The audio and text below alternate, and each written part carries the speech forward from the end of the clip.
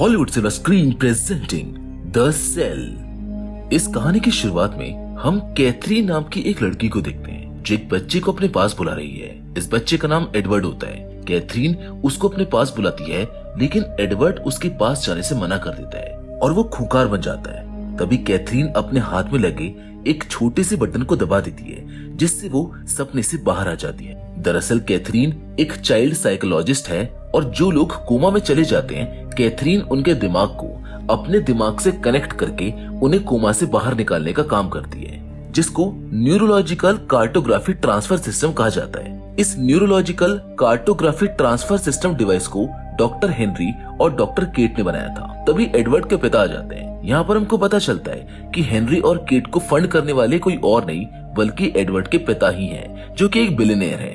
वो बोलते हैं कि मुझको नहीं लगता कि मेरा बेटा यहाँ पर ठीक हो रहा है, जिस पर कैथरीन बोलती है कि इसमें बदलाव आ रहे हैं और ये धीरे धीरे ठीक हो रहा है। मैंने इसे करीब से देखा है। अगर फिर भी आपको लगता है कि ये ठीक नहीं हो रहा है तो आप इसको यहाँ से ले जा सकते हैं। एडवर्ड के पिता एडवर्ड को वहाँ से ले जाने लगते हैं, पर हेनरी और केट उनसे कुछ और वक्त मांगते हैं, जिस पर उसके पिता उन्हें 6 महीने का समय देकर वहाँ से चले जाते हैं। अब नेक्स्ट सीन में हम एक फार्म को देखते हैं जो सुनसान जगह पर होता है, जहाँ पर एक आदमी आता है जिसका नाम काल होता है। वो एक लड़की को पानी में डुबाकर मार रहा होता है, साथ ही उसको टॉर्चर भी कर रहा होता है, जिस वजह से उस लड़की की मौत हो जाती है। उसके मरने के बाद वो भी अपने आप को टॉर्चर करता है और खुद को भी काफी ब्रूटल तरीके से टॉर्चर करने के बाद वो उस लड़की को जिसे इसने अभी मारा है उसे एक नदी में फेंक कर वहाँ से चला जाता है। अगले दिन पुलिस को उस लड़की की डेड बॉडी उस नदी से मिल जाती है। यहाँ पर पुलिस को डॉग के पैरों के निशान भी मिलते हैं, जिससे ऑफिसर समझ जाता है कि उसके आसपास एक डॉग भी है। यहाँ पर एक पीटर नाम का ऑफिसर भी होता है। वो अपने साथी ऑफिसर से बोलता है कि इस लाश को लैब में ले जाओ और जब तक रिपोर्ट नहीं आती तब तक कोई कुछ नहीं करेगा। दूसरी ओर हमें एक लड़की जूलिया को दिखाया जाता है जो एक लड़के से मिलने आई होती है। तभी वहाँ पर काल आ जाता है। वो जूलिया को देख लेता है। काल को देखकर ऐसा लगता है जैसे वो उसको जानता हो। दरअसल ये लड़की काल की गर्लफ्रेंड थी, लेकिन अब इनका ब्रेकअप हो चुका है और अब जूलिया अपनी कार से जाने लगती है। लेकिन तभी अचानक से उससे एक डॉग का एक्सीडेंट हो जाता है, जिसको वो चेक करने कार से बाहर आती है और तभी कार्ल उसको किडनैप कर लेता है। यहाँ वो डॉग भी जिंदा होता है, क्योंकि ये सब कार्ल का ही प्लान था। वही पीटर को एक ऑफिसर उस लड़की की रिपोर्ट देता है। वो बोलता है कि इस लड़की को पानी में डुबाकर मारा गया है। इसके शरीर पर और कोई निशान नहीं है। साथ ही जूलिया के बारे में भी बताता है कि एक लड़की आज फिर गायब हो गई है। यहाँ पर पूरा डिपार्टमेंट होता है। हायर ऑफिसर्स पीटर को 6 दिन का समय देते हैं उस किलर को पकड़ने के लिए, क्योंकि अभी तक काफी केस आ चुके थे इस तरह के, जहाँ किलर पहले लड़की को किडनैप करता है, फिर टॉर्चर और अंत में पानी में डुबाकर बड़ी बेरहमी से मार डालता है और लाश को सुनसान जगह पर फेंक देता है। जिसके बाद पीटर जूलिया के घर जाता है और उसके पेरेंट्स से पूछताछ करता है कि क्या कोई जूलिया का बॉयफ्रेंड या फिर कोई दोस्त था, जिस पर उसकी मॉम उसको एक फोटो दिखाती है जिसमें और कोई नहीं बल्कि जूलिया के साथ काल होता है और वो काल को ढूंढने के लिए निकल जाता है। उधर काल अपने घर में नहा रहा होता है, तभी उसे दौरे पड़ने लगते हैं। दरअसल काल को बीमारी होती है, इसीलिए उसे समय समय पर दवाई लेनी पड़ती है। वो अपना हाथ दवाई की बोतल की तरफ बढ़ा रहा होता है, लेकिन वो बोतल खाली होती है। इसीलिए वो घर में दवाई ढूंढने लगता है, लेकिन उसको दवाई नहीं मिलती, जिस वजह से वो बेहोश हो जाता है। तभी वहाँ पर पुलिस आ जाती है और देखती है कि काल बेहोश है, जिसको वो अस्पताल भेज देते हैं। उसके जाने के बाद ऑफिसर्स उसके घर की तलाशी लेते हैं, जहाँ पर उनको बहुत सारी डॉल्स मिलती है। साथ ही में उन्हें वहाँ पर कुछ वीडियो टेप्स भी मिलती हैं, जिन्हें वो प्ले करते हैं, जिस वीडियो को देखने के बाद ऑफिसर्स के होश ही उड़ जाते हैं, क्योंकि उस वीडियो में एक लड़की को ग्लास के बॉक्स में बंद कर रखा था, जिसकी हालत काफी खराब थी। इसके बाद पीटर काल को एक डॉक्टर के पास लेके जाता है, जहाँ डॉक्टर काल को चेक करता है और उसको पता चलता है कि काल कोमा में है। साथ ही में उसको एक इन्फेक्शन भी है, जो एक दिमागी बीमारी है। इस बीमारी में कुछ लोग मर जाते हैं, लेकिन कुछ लोग दूसरों को मार देते हैं और उनको पानी से काफी ज्यादा लगाव होता है। डॉक्टर बताता है कि काल के कोमा से बाहर आने की संभावना काफी कम है। पीटर डॉक्टर से बोलता है कि काल ने जूलिया नाम की एक लड़की को किडनैप कर रखा है और वो अभी भी जिंदा है, इसलिए आप कुछ भी करके इसे कोमा से बाहर ले आओ। ये सब सुनकर डॉक्टर पीटर को केट और हेनरी के पास जाने की सलाह देते हैं और न्यूरोलॉजिकल कार्टोग्राफी ट्रांसफर सिस्टम के बारे में बताते हैं। वो बोलते हैं कि ये इकलौते हैं जो आपको उस लड़की तक पहुंचा सकते हैं। पीटर उसके साथी ऑफिसर काल को लेकर केट और हेनरी के पास पहुंच जाता है, जहाँ वो हेनरी को अपनी सिचुएशन के बारे में सब बता देता है। यहाँ पर कैथरीन भी होती है, जो पहले तो कार्ल के दिमाग में जाने के लिए मना कर देती है, लेकिन बाद में मान जाती है। साथ ही कैथरीन उनसे एक शर्त रखती है। वो बोलती है कि अगर ये ठीक हो गया तो क्या आप इसको छोड़ देंगे, क्योंकि ये बीमार है, इसने जानबूझकर ऐसा नहीं किया है। पीटर बोलता है कि हाँ, अगर ये उस लड़की का पता बता दे कि इसने उसको कहाँ पर किडनैप करके रखा हुआ है और ये अपना गुनाह कबूल कर ले और भविष्य में कभी ऐसा गुनाह ना करने की कसम खाए, तो मैं इसको छोड़ दूंगा। और अब कैथरीन उस कार्टोग्राफी डिवाइस से कार्ल के दिमाग को अपने दिमाग से कनेक्ट कर लेती है। जहाँ कार्ल के दिमाग के अंदर एंटर होने के बाद कैथरीन देखती है कि कुछ लोग एक बच्चे को पानी में डुबा रहे हैं। दरअसल ये बचपन का कार्ल होता है, जिसे उसके पिता ने पानी में डुबाया था।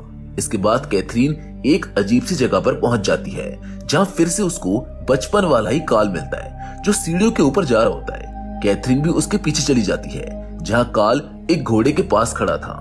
जब कैथरीन उसके पास जाती है तो वो दूर हो जाता है, इसीलिए कैथरीन उसको अपने पास बुलाती है, लेकिन वो उसके पास नहीं आता है। तभी वो अचानक आता है और कैथरीन को धक्का दे देता है, जिससे कैथरीन दूर जाकर गिरती है। और तभी वहाँ पर अचानक से कांच गिरता है, जो वहाँ पर घोड़े के टुकड़े कर देता है। यहाँ कैथरीन समझ जाती है कि अगर कार्ल कैथरीन को धक्का नहीं देता तो वो कांच कैथरीन के ऊपर गिर जाता, क्योंकि कैथरीन घोड़े के पास ही खड़ी थी।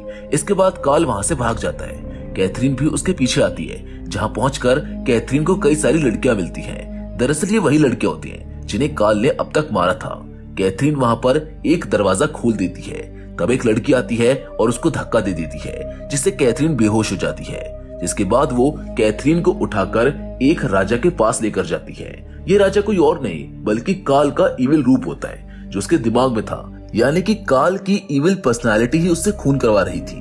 वो लड़की कैथरीन को उसके सामने पटक देती है। तभी कैथरीन को होश आ जाता है और वो इविल कार्ल उसके पास आता है, जिसको देखकर कैथरीन डर जाती है। वो अपने हाथ में लेकर डिवाइस के बटन को प्रेस कर देती है, जिससे वो कोमा की दुनिया से रियल वर्ल्ड में आ जाती है।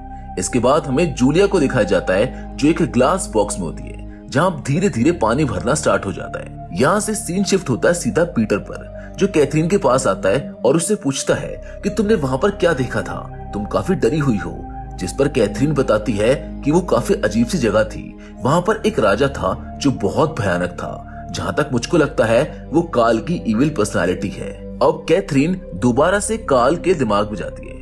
इस बार वो अपने साथ कार्ल के डॉग को भी लेकर जाती है, ताकि उसे कार्ल से रिलेटेड कुछ इन्फॉर्मेशन मिल सके।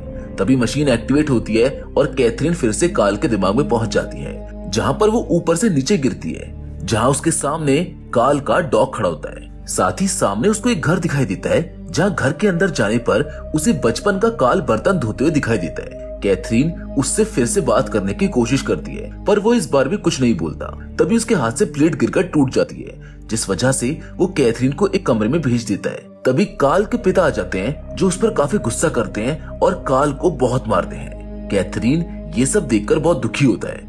अब जैसे कैथरीन पीछे मुड़ती है तो उसको कार्ल का अडल्ट रूप दिखाई देता है। कैथरीन उसके पास जाती है और देखती है कि कार्ल ने एक लड़की को पहले ही मार रखा है, और वो कैथरीन से बताता है कि मेरे पिता बचपन में मुझे काफी टॉर्चर करते थे, वो मुझे पानी में डुबाकर मारते थे, तब मैं सिर्फ 6 साल का था। इतना कहकर वो वहाँ से चला जाता है। अडल्ट कार्ल के जाते ही वहाँ पर इविल कार्ल आ जाता है, जो कैथरीन को नीचे गिरा देता है और उसके गले में एक लोहे का पट्टा पहना देता है, जिस वजह से कैथरीन कार्ल के दिमाग में कैद हो जाती है। दूसरी ओर हेनरी और केट को मॉनिटर पर कैथरीन के दिमाग में कुछ हलचल महसूस होती है। इससे पहले कि वो कुछ कर पाते, कैथरीन का सिग्नल लॉस हो जाता है और ये देखकर पीटर काफी परेशान हो जाता है। और अब पीटर कैथरीन के दिमाग में जाने का फैसला करता है। कुछ देर बाद वो उसके दिमाग में पहुंच जाता है, जहाँ पहुंचने के बाद वो कैथरीन को ढूंढना शुरू करता है। उसे कैथरीन तो नहीं मिलती, पर बचपन वाला कार्ल मिल जाता है, जिसके बाद उसे कैथरीन भी मिल जाती है, जिसके चेहरे पर अजीब सा मास्क होता है। पीटर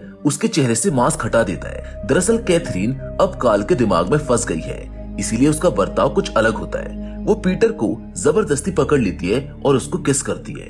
पीटर उसको ऐसा करने से मना करता है, लेकिन वो नहीं सुनती। अचानक पीछे से इविल कार्ल आ जाता है, जो पीटर के चेहरे पर कपड़ा डालकर उसको रस्सियों से बांध देता है। इसके बाद वो उसके पेट को चीरकर उसकी आंतें निकाल लेता है। पीटर मदद के लिए कैथरीन को आवाज लगाता है और काफी बार आवाज लगाने के बाद आखिरकार कैथरीन होश में आ जाती है, यानी कि वो कार्ल के दिमाग से आजाद हो गई थी। जिसके बाद कैथरीन पीछे से आकर एक चाकू उठाकर उस इविल कार्ल के सीने में मार देती है और वो लोग वहाँ से चले जाते हैं। पीटर और कैथरीन अब एक दूसरे रूम में आ जाते हैं जहाँ पर उनको बचपन वाला काल मिलता है। कैथरीन उसके पास जाती है और उससे बोलती है कि तुम डरो मत, मैं तुम्हारी दोस्त हूँ, मैं तुमको कुछ नहीं करूंगी। क्या तुम जानते हो कि कौन सी जगह है? लेकिन वो बच्चा कुछ नहीं बोलता और वो उसके गले लग जाता है। कैथरीन उसकी पीठ पर हाथ रखती है तो उसकी पीठ पर खून लगा होता है। दरअसल वो इविल वाला काल और ये बच्चा एक ही होते हैं। इसीलिए जब कैथरीन ने उस इविल काल के सीने में चाकू मारा था तो इस बच्चे को भी चोट लगी थी। लेकिन पीटर समझ जाता है कि ये बच्चा और इविल काल एक है, इसलिए वो कैथरीन को उसके दिमाग से बाहर निकलने के लिए बोलता है, पर कैथरीन मना कर देती है क्योंकि वो उस बचपन वाले काल को बचाना चाहती है। पर पीटर कैथरीन को जबरदस्ती पकड़कर वहाँ से ले जाता है और वो दोनों काल के दिमाग से बाहर निकल आते हैं। बाहर आने के बाद पीटर किडनैप हुई लड़की जूलिया को ढूंढने के लिए चला जाता है। वहीं दूसरी ओर कैथरीन मशीन के सारे कोड्स चेंज कर लैब का गेट बंद करके फिर से काल के दिमाग में जाती है जहाँ उसको बचपन वाला काल मिलता है। कैथरीन उसको बोलती है कि मैं तुमको बचाने आई हूँ, जिस पर वो बच्चा बोलता है कि मैं तुम्हारे साथ रहना चाहता हूँ। कैथरीन उसको बताती है कि ये बात मैं जानती हूँ लेकिन मैं तुम्हारे साथ नहीं रह सकती।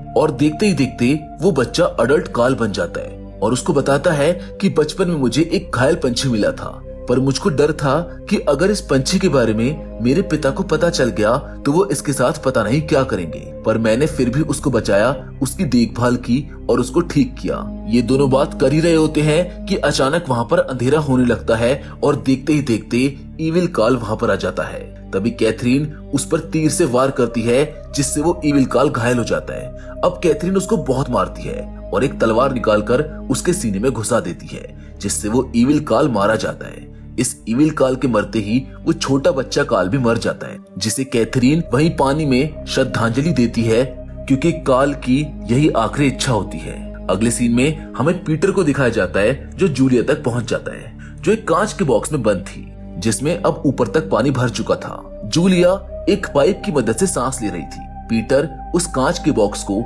एक रॉड की मदद से तोड़ देता है और जूलिया को बचा लेता है। वहीं कैथरीन भी अब रियल वर्ल्ड में आ चुकी थी, जो पीटर से मिलने जाती है, जहां पीटर उसको थैंक यू बोलता है और वो एक दूसरे के गले भी लगते हैं। इसके बाद हम देखते हैं कि कैथरीन एडवर्ड के दिमाग में जाती है जो कोमा में था, और जैसे कि हम जानते हैं कि कैथरीन का काल पर किया गया एक्सपेरिमेंट सफल हो चुका था, इसीलिए यहाँ पर हम समझ सकते हैं कि अब वो एडवर्ड को भी ठीक कर देगी। अंदर जाने पर उसको एडवर्ड मिलता है जिसको वो अपने पास बुलाती है, और इसी सीन के साथ ये फिल्म यहीं पर खत्म हो जाती है। मैं उम्मीद करता हूँ कि द सेल की कहानी आपको पसंद आई होगी। हमने इस कॉम्प्लिकेटेड सी कहानी को काफी इजी तरह से एक्सप्लेन करने की कोशिश करी है, इसीलिए प्लीज आपके सजेशंस हमें कमेंट बॉक्स में शेयर जरूर करें। बाकी फिलहाल इस वीडियो में तो बस इतना ही, लेकिन हम फिर से जरूर मिलेंगे, और वो भी एक और नई इंटरेस्टिंग कहानी के साथ। पर हमेशा की तरह तब तक के लिए धन्यवाद।